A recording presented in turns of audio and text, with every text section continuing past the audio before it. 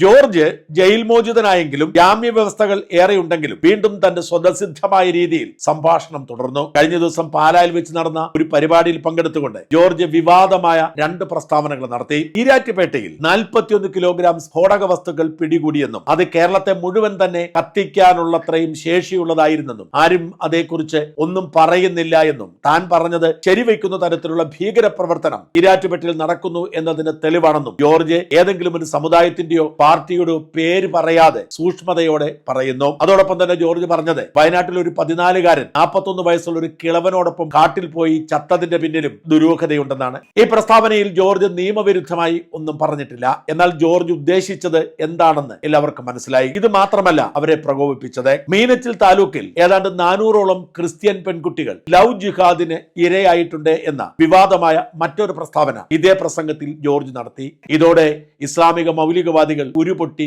രംഗത്ത് വന്നു. ലവ് ജിഹാദ് എന്ന് പറയുന്ന ഒന്നില്ല എന്ന് ലോക്സഭയിലും രാജ്യസഭയിലും കേന്ദ്ര സർക്കാർ പറഞ്ഞിട്ടുണ്ട്. സുപ്രീം കോടതി വരെ അത്തരമൊരു ആശയം തള്ളിക്കളഞ്ഞിരിക്കുന്നു. പിന്നെ ജോർജിന് എവിടെ നിന്നാണ് കണക്ക്? ഈ കണക്ക് അവർ പുറത്തുവിടണം എന്ന് പറഞ്ഞ് SDPI അടക്കമുള്ളവർ രംഗത്ത് വരുന്നു. പക്ഷെ ജോർജ് പറയുന്നു താൻ പറഞ്ഞത് കൃത്യമായ കണക്കുകളുടെ അടിസ്ഥാനത്തിലാണ്, അതുകൊണ്ട് താൻ അത് തിരുത്തില്ല എന്ന്.